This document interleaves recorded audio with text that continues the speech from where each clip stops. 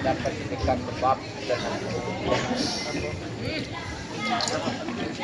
الحمد كل حمد ما عبد حمد لله دوما كل هو الله أحد من أنزل الحق بهدي واضح له الغنى عن من أتى ومن جحد ومن هدى النجدين عقلا واضحا وقدر الإنسان خلقا في كبد قد سبحت بحمده كل الأمم وكل وجه قام الله سجد ما ضاع من له وجد فقول أولياء من ضيع الله فماذا قد وجد اللهم لك الحمد تفردت بالبقاء وكتب على غيرك الفناء فلك الحمد والمدائح كلها بخواطري وجوارحي ولساني وله ثناء العظيم حمدا كما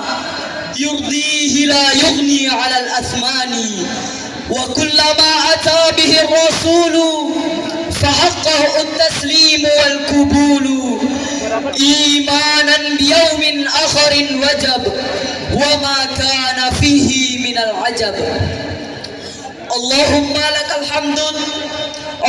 لك الحمد تفردت بالبقاء وكتب على غيرك الفناء فلك الحمد والمدائح كلها بخواطري وجوارحي ولساني وله ثناء العظيم حمدا كما يرضيه لا يغني على الأثمان وكل ما أتى به الرسول فحقه التسليم والقبول إيمانا بيوم آخر وجب وما كان فيه من العجب نبينا محمد قد أرسل للعالمين رحمة وفضلا أبو عبد الله بن عبد المطلب وهاشم عبد المناف ينتسب وأمه أمينة الزهرية ومرضعته حليمة السعدية مولاده بمكة الأمينة ووفاته بطيبة المدينة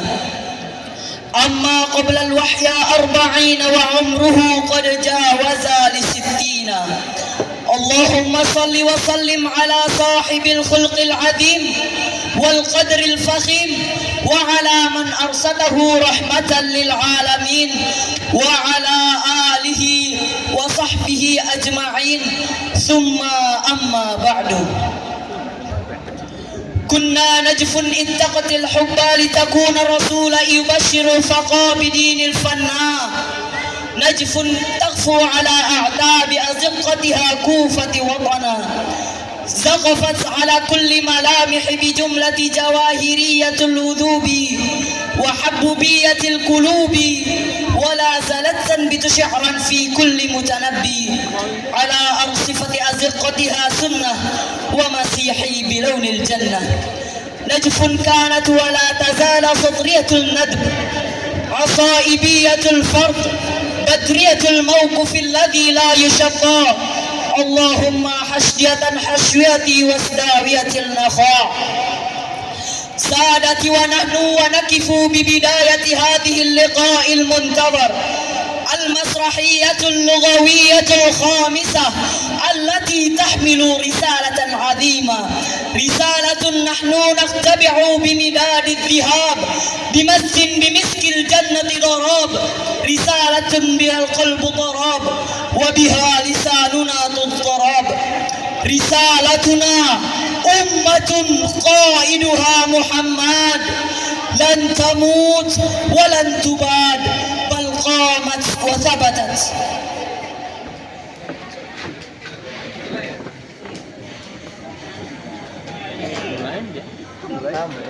itu kan latihannya untuk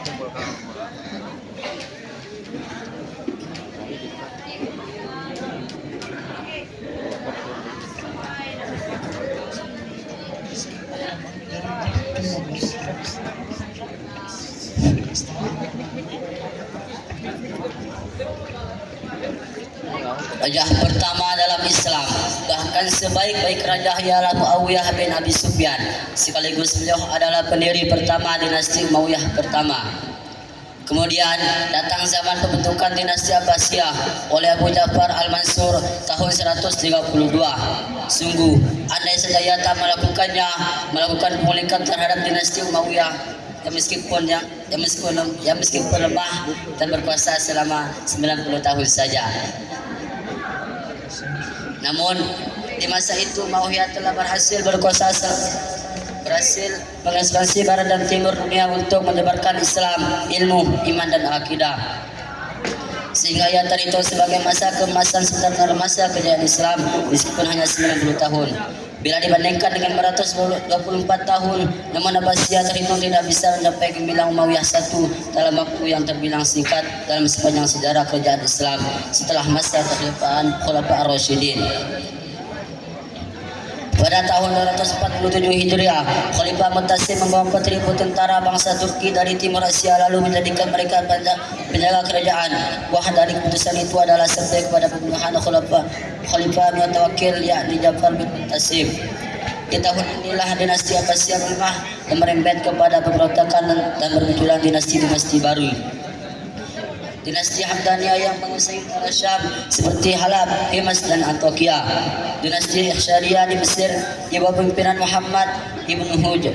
Dinasti Fatimiyah yang menisbahkan kepada Fatimah Az-Zahra padahal sesungguhnya mereka adalah keturunan dari Ubaid dan mereka adalah dinasti Syiah yang tersesat. Dinasti Qaramitoh di asal di tanah Arab yang kurang lebih sama dengan Fatimiyah yang berakhidah Syiah. Demikian dinasti Abbasiyah semakin terpecah dan melemah, terutama ketika Abbasiyah dipimpin oleh Bohiyah sehingga merembet ke Khalifah Abbasiyah dan terpaksa meminta bantuan kepada dinasti Salajikoh di Timur Asia di bawah pimpinan Toghrol bin Salju bin Dapo keturunan Atrak Oghuz yang datang dengan kekuatan yang dahsyat ke Baghdad untuk mengusir kekuatan Wahid dari tanah Baghdad. Buah dari bantuan itu adalah Abbasiyah kembali berkuasa namun hanya sebatas Baghdad saja serta memberikan gelar sultan kepada pimpin Salju. Di antara mereka adalah pimpin yang cerdik dan hebat yakni Alaf Arsalan yang mengampur Bizantium Roma dalam pertempuran hebat Balaspur.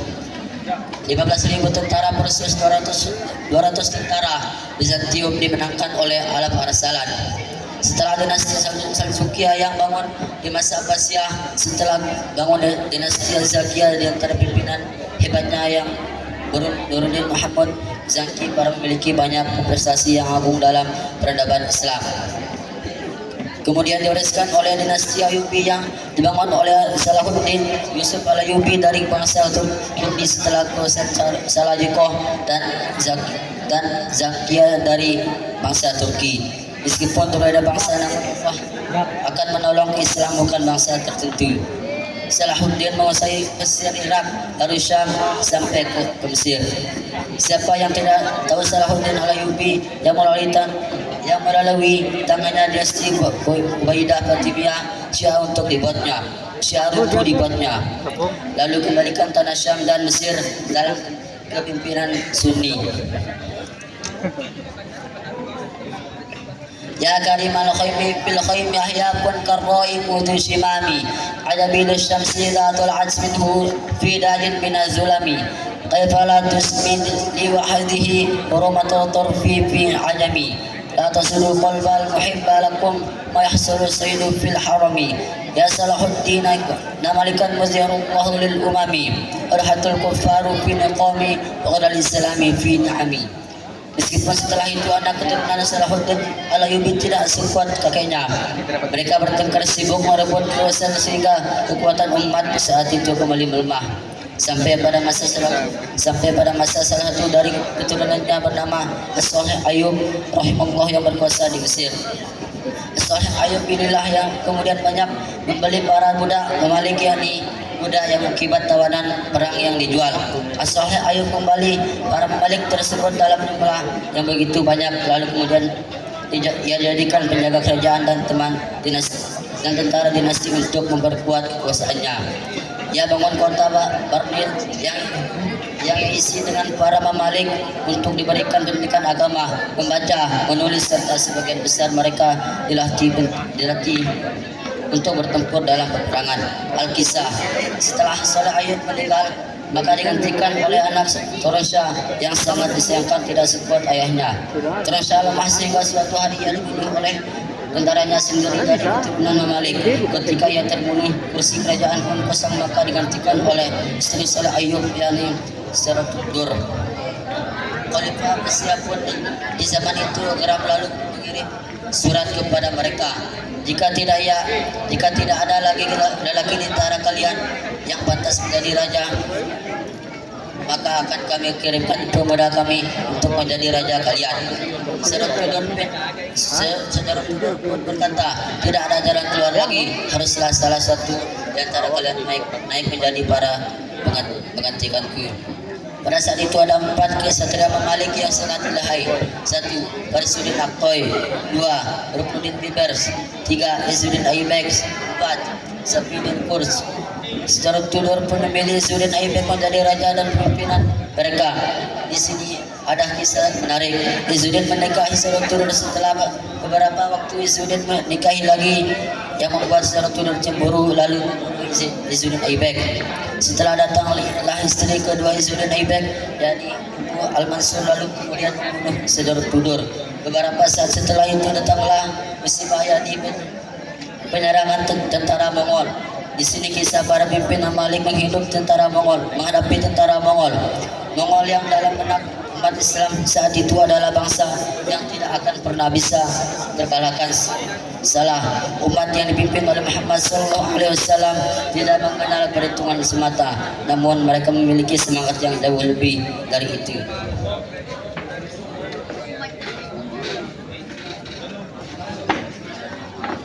Minum air dulu, Bos.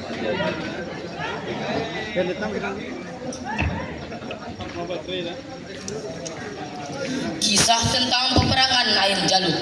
Pemicu perang Ain Jalut didasari oleh bangsa Mongol yang ingin meluaskan wilayahnya. Setelah menghancurkan peradaban Islam di Baghdad, pemimpin Mongol yakni Hulagu Khan mengincar Mesir saat itu sudah menjadi otonom dari dinasti Mamluk. Hulagu mengirim utusan ke Mesir menuntut agar penguasa Mesir menyerah dan tunduk pada pemerintahannya. Jika permintaannya tidak dituruti, dia mengancam bahwa Mesir akan hancur seperti Baghdad Damaskus. Namun Sultan Saiful Quddus yang merupakan pemimpin Mesir kala itu masih percaya di kekuatannya, pasukannya, meskipun dia harus menghadapi serangan dari puluhan ribu tentara Mongol yang brutal. Dia tidak terintimidasi oleh gertakan Hulagu Khan. Menanggapi ancaman tersebut, Sultan Saiful Quddus memerintahkan agar utusan Mongol dieksekusi. Tindakan tersebut menimbulkan kemarahan pada bangsa Mongol sehingga timbullah niat menginvasi Mesir. Pada bulan Ramadan tahun 618 Masehi, Sultan Saiful Quddus yang memimpin tentara Mesir, Suriah dan lainnya meninggalkan Mesir. Dia memerintahkan komandannya Bibers untuk pergi lebih dulu guna mencari kabar tentang persiapan tentara Mongol. Saat Bibers tiba di Gaza, dia bertemu dengan sekelompok kecil pasukan Mongol. Dia segera menghadapi mereka dan berhasil makan mereka. Kekalahan ini tidak banyak berpengaruh pada moral tentara Mongol. Kemudian Sultan Quddus tiba di Gaza. Dia tinggal di Suriah selama sehari. Setelah berbicara, dia pergi melalui Ars lagi, melalui jalur tentara salib. Tentara salib menawarkan untuk membantu melawan bangsa Mongol. Akan tetapi Sultan Quddus menolak. Dia pun kemudian menjadi melawan tentara salib sebelum bertemu dengan bangsa Mongol. Hingga akhirnya Quddus bertemu Bibers di Ain Jalut. Quddus punya strategi untuk memenangkan perang di bulan perang nanti. Dia tidak segera mengeluarkan kekuatan utamanya. Pasukan utama pergapan. Mereka bersembunyi di perbukitan dan lembah Ain Jalut. Kekuatan ini dipimpin oleh Bibers. Pada tanggal 14 Ramadan 618 Hijriah terjadi pertempuran hebat di Ain Jalut. Tentara Mongol bergegas masuk seperti air pasar ke depan tentara Mesir. Aksi mereka berhasil mengalahkan garda depan tentara Mesir. Namun Sultan Quddus tetap tabah tergentar. Dia mengucapkan seruan perang terkenal, wah Islamama, kekuatan pasukannya di sekelilingnya dan bersatu. Mereka menyerang dan berhasil menjadikan bangsa Mongol. Orang-orang Mongol terkejut dan keteguhan dan ketangguhan bersama dalam peperangan. Mental mereka melecut dan patah semangat. Kemudian karena itu pemimpinnya yakni Panglima Kedua tewas, jasadnya terbaring di dalam perang Ain Jalut. Perang besar ini pun dimenangkan oleh kaum muslimin. Keadilan pasukan Mongol pun terhenti. Kekalahan bukanlah kemustahilan bagi mereka. Inilah kali pertama orang-orang Mongol merasakan kekalahan setelah perang dalam 43 tahun terkalahkan. Lahat ya nih. Kemenangan tentara muslim tersebut tentunya begitu bersejarah. Sultan Kutus turun dari kudanya. Ia tempelkan wajahnya di tanah, lalu menciumnya sebagai ungkapan gembira. Kemudian ia menaikkan suatu harkat sebagai bentuk bersyukur kepada Allah Subhanahu wa taala.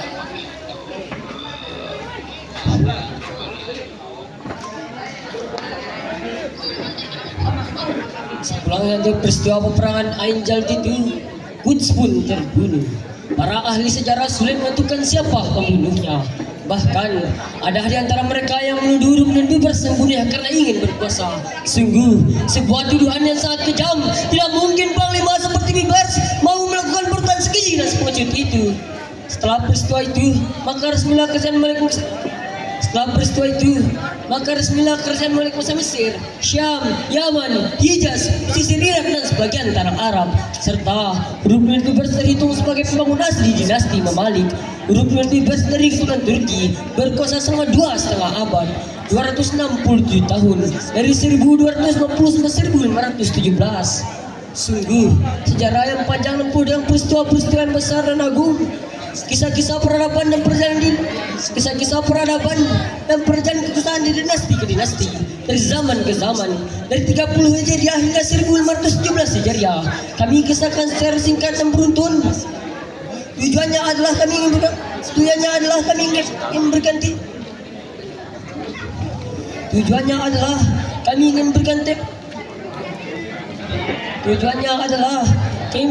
berikan bukti kebenaran. Tema Masyurahiyah kita kali ini, yang akan pernah binasa sebuah umat yang menjadikan Muhammad Sallallahu Alaihi Wasallam sebagai pemimpinnya. Ya Qurun. Salam sehat bos.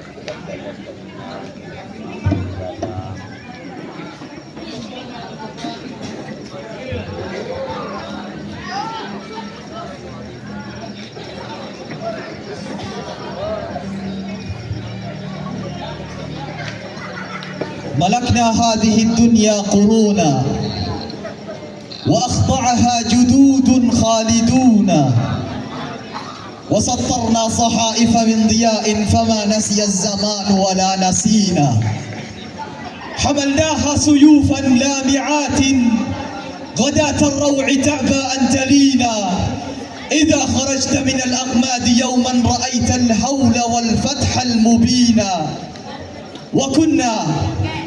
وكنا حين يرمينا أناس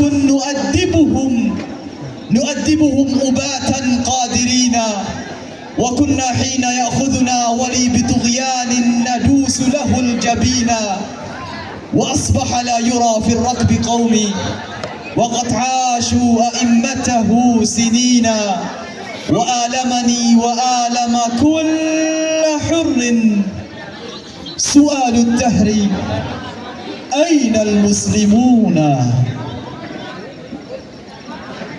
بسم الله أبتدي وبكتابه أقتدي وبسنة رسوله صلى الله عليه وسلم أهتدي الحمد لله على نعمه التي لا تعد والشكر له على إحسانه الذي لا يحد وأشهد أن لا إله إلا الله واحد الأحد الحي الصمد عليه المعول المستمد وإليك ربنا المستند ومنك وحدك المستمد الحمد لله الذي لا يخلف وعده ولا يمنع سائل رفضه ولا ينقضي مع كسر عطاياه ما عنده لك الحمد يا رحمن ما حل طيب وما تاب يا من يقبل التوب منذب لك الحمد ما هاج الغرام وما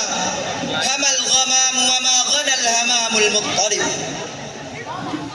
وأشهد أن نبينا محمدا الخاتم الأمجد والمصطفى الأحمد وأكمل الأمة في المعتقد وأكرم العالمين في خلق والمحتد أفضل نبي زكى أصلا وطاب أرومه وأكمل داع صرف عنصورا وكرم جرثومه المؤدي إلى اللقم الأفياح والهدي إلى معالم دين الله من أفلاح خاتم أنبيائه ومبلغ أنبائه موصوف بالبهجة ومخصوص بخلوص اللهجة أثنى على من أدري من أبجله أما علمت بمن أهديت كلمه في أشجع الناس قلبا غير منتقم وأصدق الخلق برا غير متهم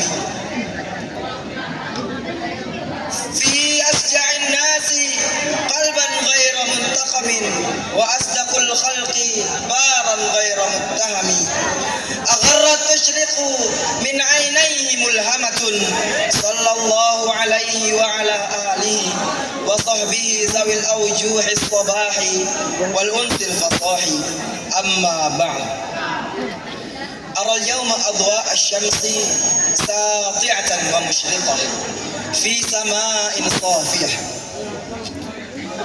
فشعرت أن يوما جميلا على وشك البداء وحين رأيت هذه الوجوه الطيبة تأكدت من جماله فورا أرحب بكم أحبتي الزملاء والإخوة الأعزاء ضيوفنا الكرام أهلا وسهلا بكم في مسرحيتنا هذه قف يا زمان فحفلنا قد أوقدت فيه الكواكب تنسج الإمتاع قف يا زمان وهيمن نزلوا بنا سكنوا القلوب وخالطوا الأضلاع قوم على زماني تألكوا وكسوه فوق جماله إبداعا صاغوه طبرا نستلذ بريقه وكسوه شهرا أطرب الأسماع اليوم نبتدأ مسرحية الإيكاب الإسلامي بحضور بحيج عسى الله أن يجعل أيامكم كلها سعادة وأفراح وأن تعيشوا دوما أن هذا اليوم حين يأتي سأكون سعيدا إلا أني لم أتخيل أن أكون سعيدا لهذا الحد كنت أشعر دوما أن هذا اليوم حين يأتي سأكون سعيدا إذ كانت طالتنا اليوم بضيوف وجوههم كالقمر مضيئة قلوبهم بالخير مليئة فأسعد الله مساءكم وسدد على طريق الصواب أقدامكم أهلا وسهلا بكم يا من بثورتهم جود الزمان علينا بعد ما بخل أحييتمونا برأياكم قد لبست قلوبنا من تفاصيلها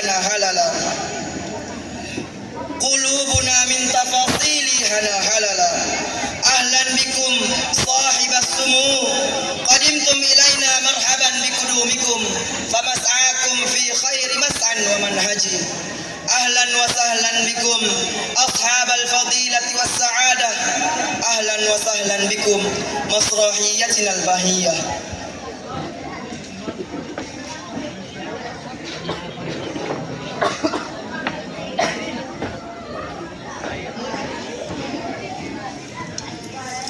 Kengerian Konstantinopel. Konstantinopel adalah ibu kota Kekaisaran Romawi, Kekaisaran Romawi Timur, Kekaisaran Latin, dan Kesultanan Utsmaniyah.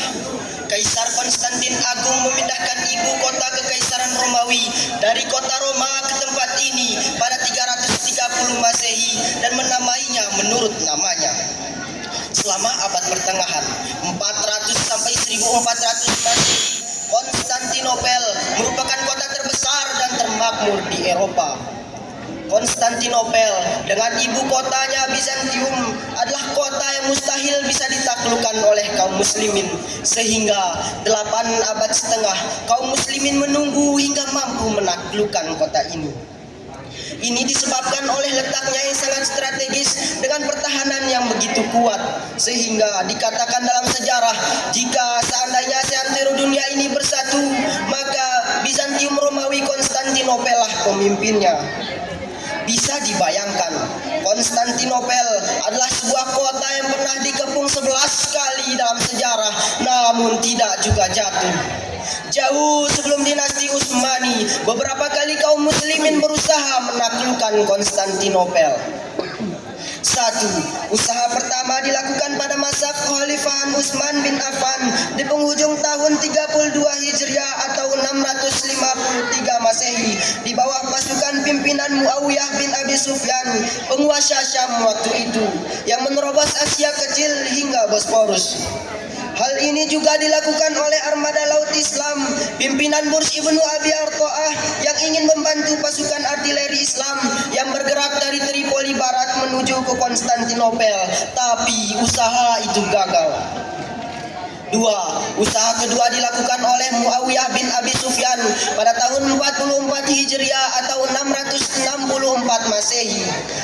Tapi usaha ini juga gagal. Tahun 48 Hijriah atau 669 Masehi, Muawiyah mencoba kembali. Ia mengirim pasukan besar pimpinan Sufyan ibnu Auf yang ditemani Yazid bin Muawiyah dan sejumlah sahabat termuka dari kalangan Muhajirin dan Ansor seperti Abdullah bin Abbas, Abdullah bin Umar, Abdullah bin Zubair dan Abu Ayyub al-Ansari.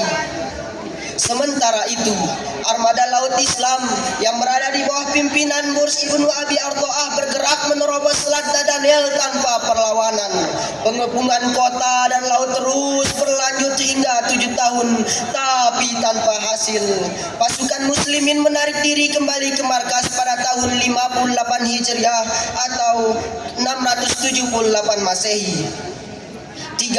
Pada tahun 96 Hijriah atau 715 Masehi, Sulaiman bin Abdul Malik duduk sebagai khalifah. Ia juga mencoba menaklukkan Konstantinopel.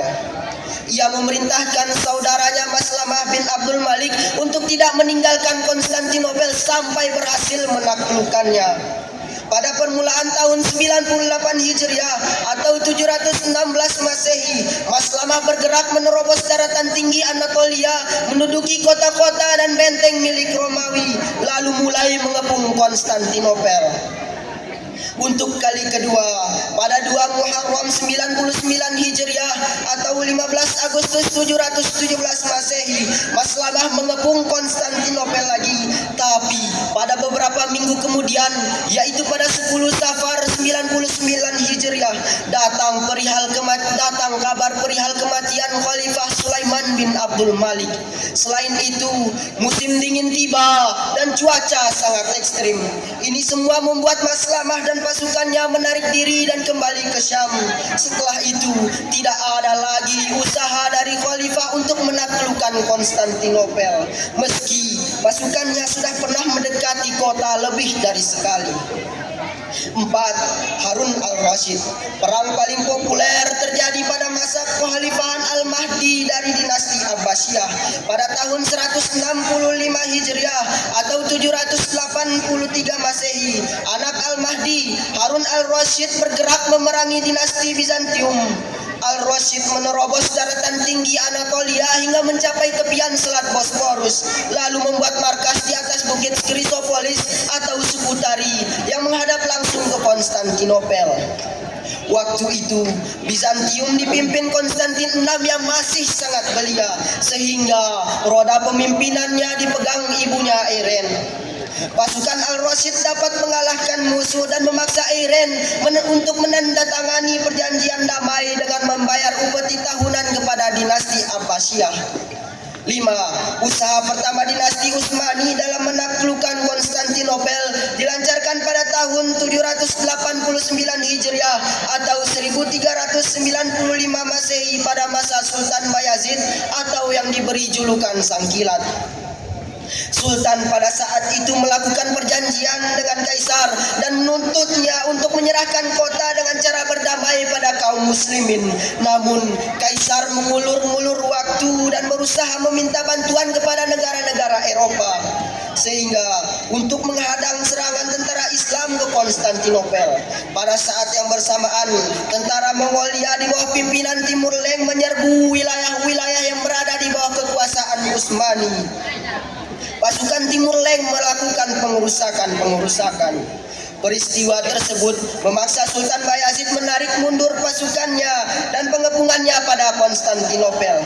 Untuk kemudian menghadapi pasukan Mongolia, dia memimpin sendiri sisa-sisa pasukannya dalam menghadapi pasukan Mongol. Berkecamuklah pertempuran Ankara yang sangat terkenal, di mana Sultan Bayazid ditawan dan meninggal saat berstatus sebagai tawanan pada tahun 1402 Masehi.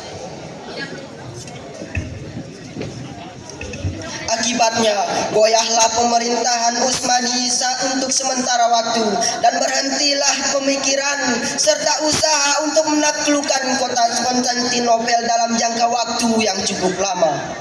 6. Ketika pemerintahan Utsmani kembali stabil, semangat jihad kembali berkobar pada masa pemerintahan Murad II pada tahun 824 Hijriah atau 1451 Masehi. Beberapa kali usaha penaklukan Konstantinopel dilakukan. Bahkan di masa pemerintahannya, beberapa kali tentara Islam mampu mengepung kota tersebut.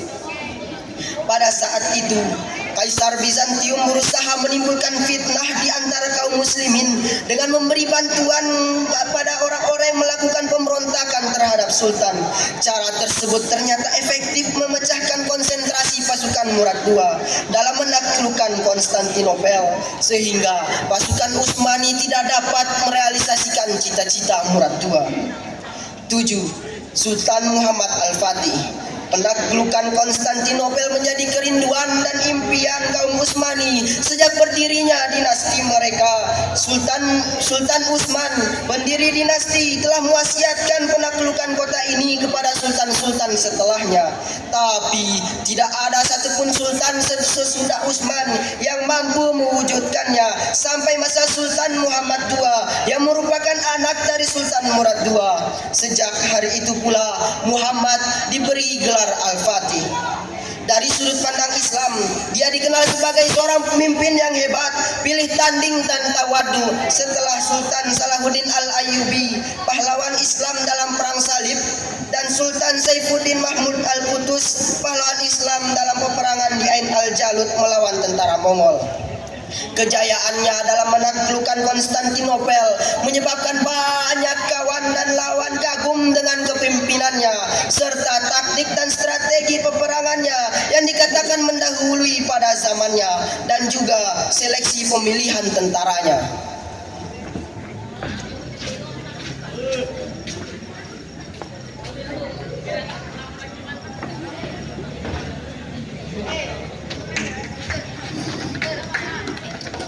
Sejarah Konstantinopel. Sejarah Konstantinopel adalah kerajaan yang sangat mengusik dan mengecam adanya Islam. Sehingga dari situlah kaum muslimin melakukan pembelaan dan bertekad kuat untuk melakukannya. Meskipun Nabi Muhammad SAW sudah meninggalkan dunia ini, namun para muslim sejati tetap melihatnya hidup dengan syariat dan ajaran yang telah beliau sampaikan. Terlebih lagi Nabi Muhammad SAW bersabda, "La tuftahanna Konstantinia wa la ni'ma amruha wa la ni'ma jaisu dalikal jaisu." Sesungguhnya akan dibuka kota Konstantinopel. Sebaik-baik pemimpin adalah yang memimpin saat itu, dan sebaik-baik pasukan adalah pasukan perang saat itu. Setelah semakin jelas alasan kaum muslimin untuk menaklukkan Konstantinopel, mereka pun menunjukkan taringnya. Setelah membaca sejarah dan risalah tentang siapa muslimnya sesungguhnya, mereka adalah tentaranya Allah yang tak akan punur dengan harta dan kekayaan, melainkan karena surga dan ridhonya Allah Subhanahu wa ta'ala. Hei Abu Jahal, bisa-bisanya engkau menghina Muhammad sedangkan aku berada dalam agamanya. rasakan. Rasakanlah pukulanku, wahai Hamzah bin Abdul Muthalib. Bangunlah, balaslah pukulanku jika engkau mampu. Maju dan balaslah. Saksikanlah, aku bersaksi bahwa tiada Tuhan yang hak disembah selain daripada Allah, dan Muhammad benar utusan Allah. Asyhadu an la ilaha illallah wa asyhadu anna Muhammadar Rasulullah. Fidakal ibadu wa jundul shidadu. Humatun ubatun li khairil wara. Ataina bi azmil madaina. Linasri nabina bi ashkil jara. Fihyan firahu tahabbul munaya. وصبوا مضربوا حسام الشرر وهي عسئل نارا حرب عليهم أذيكوا جموعة الطغاة الدمر فلا ضر طعن بخير الأنام ولا طبع عيش بخسف الكرام خشيتم بحق دفين وطعن لعين وهرب مبين وتبت سيات من أساءة برسم وخابت بعز وباءت بشحم وسخري على خير الأهل البشر مضى في ظلام بطاعة القمر ألم يعفهم أنه الله أحيا به أمتي من حطام هجر فدوى السحاب بدحر المضى وذا البدر عشقا له أو مضى فلا بل تحبوا لنصر الحبيبة ونقدو عليهم لهيبا لهيب صنادد العزة ألا إننا مهارب القهر الغدا بعثنا وصلوا صلاة على خير الأبد له بالهدى قد سمت روحنا.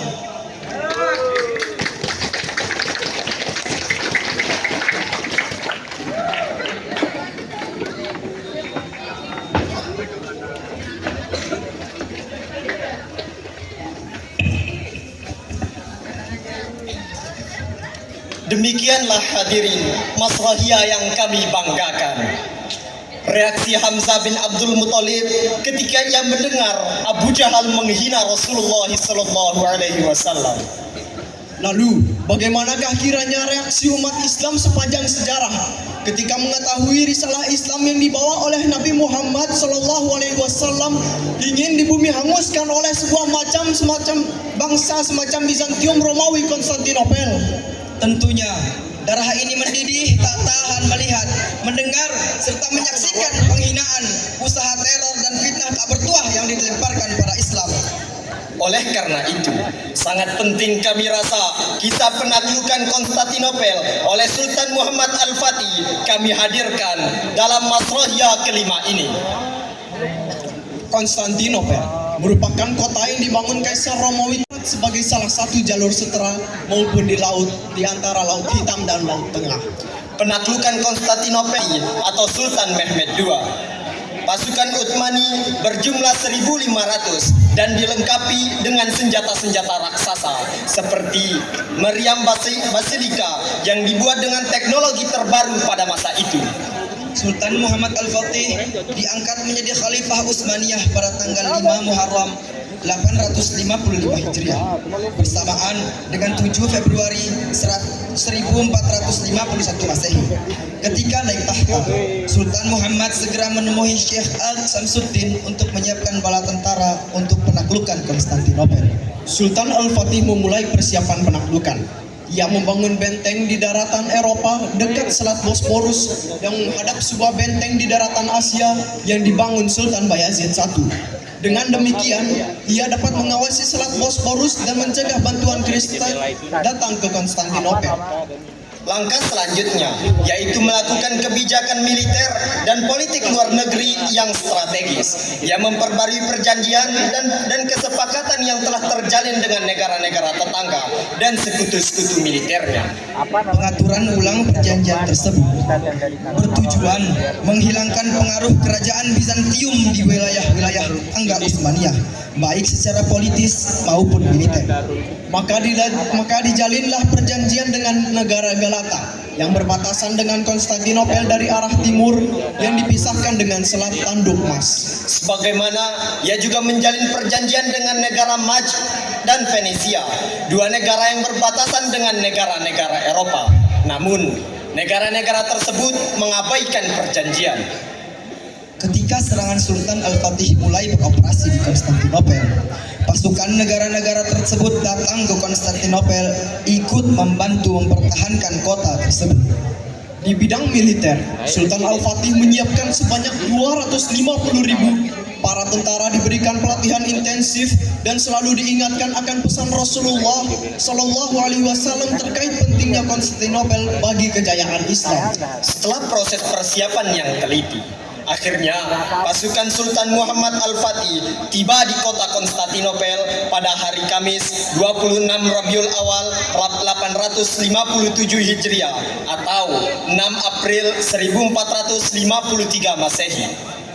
Di hadapan bala tentaranya, Sultan Al-Fatih lebih dahulu berkhutbah mengingatkan tentang kelebihan jihad, kepentingan memuliakan niat dan harapan kemenangan di hadapan Allah Subhanahu wa taala. Dia juga membacakan ayat-ayat Al-Qur'an mengenainya serta hadis Nabi Shallallahu alaihi wasallam tentang pembukaan kota Konstantinopel. Ini semua memberikan semangat yang tinggi pada para tentara dan lantas mereka menyambutnya dengan zikir, pujian dan doa kepada Allah Subhanahu wa taala.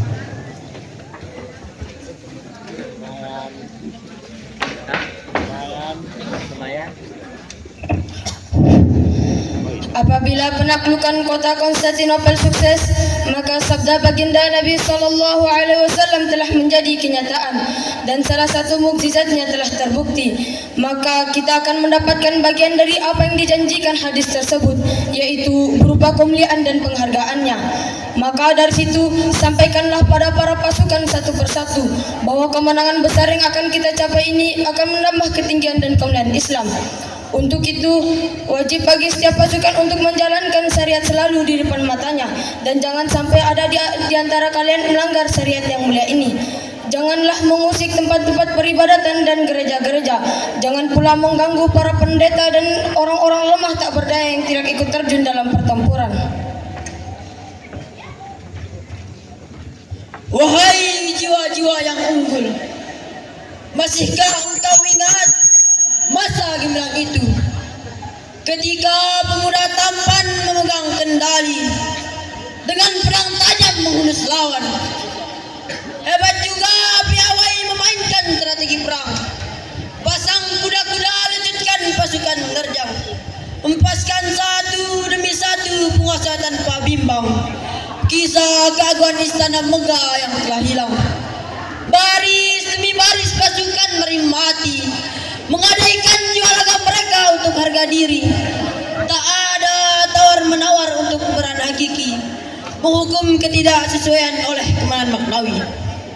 Wahai jiwa-jiwa yang berakal, tidakkah engkau memetik pelajaran betapa mereka merelakan harta dan jiwanya sebagai bentuk kesungguhan rasa cintanya kepada Tuhan? Perang sengit taruhkan masa depan hingga bendera merah bertiang kayu dikibarkan, bertanda berakhirnya peperangan, masa yang membawa engkau pada kedamaian.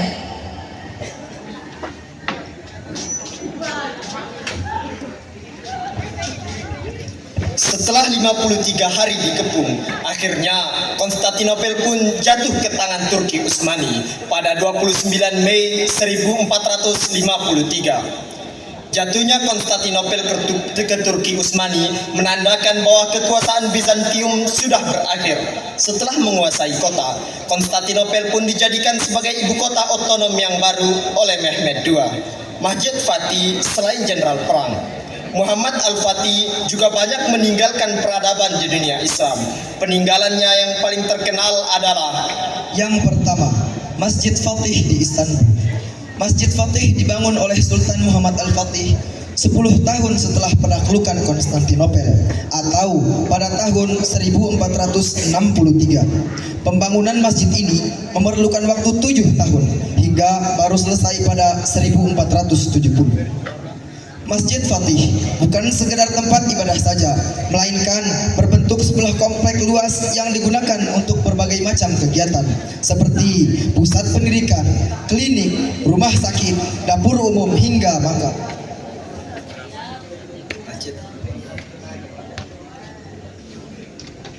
Masjid ini sempat rusak parah akibat gempa pada tahun 1766 dan akhirnya dibangun lagi dengan desain yang berbeda pada masa pemerintahan Sultan Abdul Hamid I pada tahun 1771. Yang kedua, Istana Topkapi. Istana Topkapi merupakan pusat pemerintahan Kekaisaran Ottoman dari abad ke-15 hingga abad ke-19. Istana ini dibangun oleh Muhammad Al-Fatih pada tahun 1460 dan selesai pada tahun 1478 di atas tanah seluas 700 meter persegi.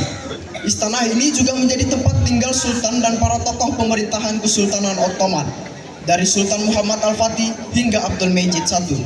Pada tahun 1924, setelah runtuhnya Kesultanan Utsmaniyah, istana ini dialihfungsikan sebagai museum dan menjadi museum pertama di Turki. Yang ketiga, Masjid Eyüp Sultan. Masjid Eyüp Sultan dibangun pada tahun 1458 atau 5 tahun setelah penaklukan Konstantinopel. Kompleks masjid ini mencakup mausoleum yang konon menjadi tempat Abu Ayyub Al-Ansari, salah satu sahabat Nabi Muhammad SAW, dimakamkan. Oleh sebab itu, masjid ini terkadang disebut sebagai Masjid Abu Ayyub Al-Ansari. Dulu, Masjid Eyüp Sultan digunakan sebagai tempat upacara penobatan Sultan otonom yang baru. Karena jejak historinya tersebut, masjid ini menjadi tujuan ziarah yang populer di Turki hingga sekarang. Yang keempat, Rumeli Hisari. Rumeli Hisari adalah benteng yang dibangun setahun sebelum Muhammad Al-Fatih menaklukkan Konstantinopel. Arti nama Rumeli Hisari adalah benteng di tanah Romawi. Benteng ini dibangun untuk mengatur kapal-kapal yang lewat di Selat Bosporus, membangun basis militer sekaligus basis perlawanan yang kuat untuk mencegah serangan dari utara Bosporus. Yang kelima, Hagia Sophia. Hagia Sophia merupakan salah satu bangunan monumental di Turki yang sejarahnya dapat ditelusuri sejak abad ke-6. Sepanjang sejarahnya, Hagia Sophia pernah dialihfungsikan sebagai gereja Ortodoks, gereja Katolik, masjid, hingga museum. Antara abad ke-15 hingga tahun 1953, Hagia Sophia digunakan sebagai masjid. Pengubahan Hagia Sophia dari gereja menjadi masjid oleh Muhammad Al-Fatih menjadi simbol atas dominasi Islam di dunia pada saat itu. Antara tahun 1935 hingga 2020, Hagia Sophia dijadikan museum. Pada tahun 2020, situs ini kembali menjadi masjid. Namun, keputusan Presiden Turki Recep Tayyip Erdogan untuk mengubah fungsi Hagia Sophia kembali menjadi masjid memicu kontroversi di dalam dan di luar Turki. Keputusan itu dilatar belakangi oleh dekret tahun 1934 yang dianggap tidak sah menurut hukum Ottoman dan Turki. Karena wakaf Hagia Sophia yang dianugerahkan oleh Sultan Muhammad Al-Fatih telah menetapkan situs ini sebagai masjid. Maka dari itu, Hagia Sophia dianggap sebagai properti pribadi Kesultanan Ottoman. Di sisi lain, klaim itu menuai kecaman dari oposisi Turki, UNESCO, Dewan Gereja Dunia, serta sejumlah pemimpin internasional. Hani'an li Fatihil Konstantiniyah binailihi da'watun nubuwah.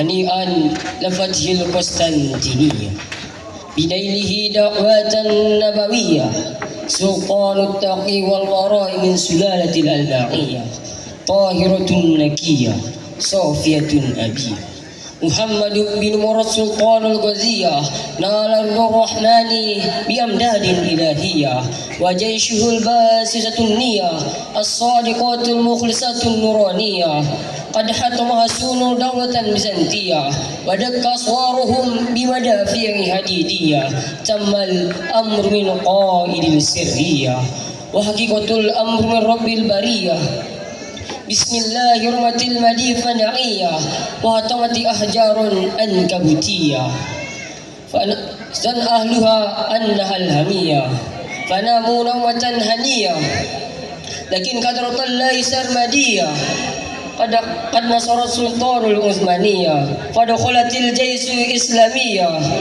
ونقصت رؤية كيدية فآية صوفية كانت الحمية. Hadirin yang berbahagia, dengan berakhirnya syair keberhasilan penaklukan Konstantinopel, maka berakhir pula acara kita pada malam hari yang berbahagia ini. Sampai jumpa besok pagi, sampai jumpa besok malam di panggung yang sama. Akhirul kalam, wassalamualaikum warahmatullahi wabarakatuh. أتشتمه وأنا على دينه؟ أقول ما يقول؟ فداك العباد وجند شداد حماة هباة لخير الورى أتينا بعزم مضينا لأصل نبينا بعشق جرى فداك العباد وجند شداد حماة هباة لخير الورى أتينا بعزم المضينا لأصل نبينا بعشق جرى فهيا انفروا لا تهابوا المنايا وصبوا بضرب الحسام الشرى وهيا اشعلوا نار حرب عليهم أذيقوا دموع الطغاة الدمار فلا ضر طعن بخير الأنام ولا طاب عيش بقذف الكرام فلا ضر طعن بخير الأنام ولا طاب عيش بقذف الكرام خسبتم بحقد نفين وطعن اللعين وجرم مبين وتبت يد قد أساءت برسم وخابت بعزم وبالت بشتم بسفر على خير أهل البشر مضوا في ظلام بطعن القمر فداك العباد أتينا بعزم مضينا نبينا بعشق جرى فداك العباد وجند شداد هباة لخير الورى أتينا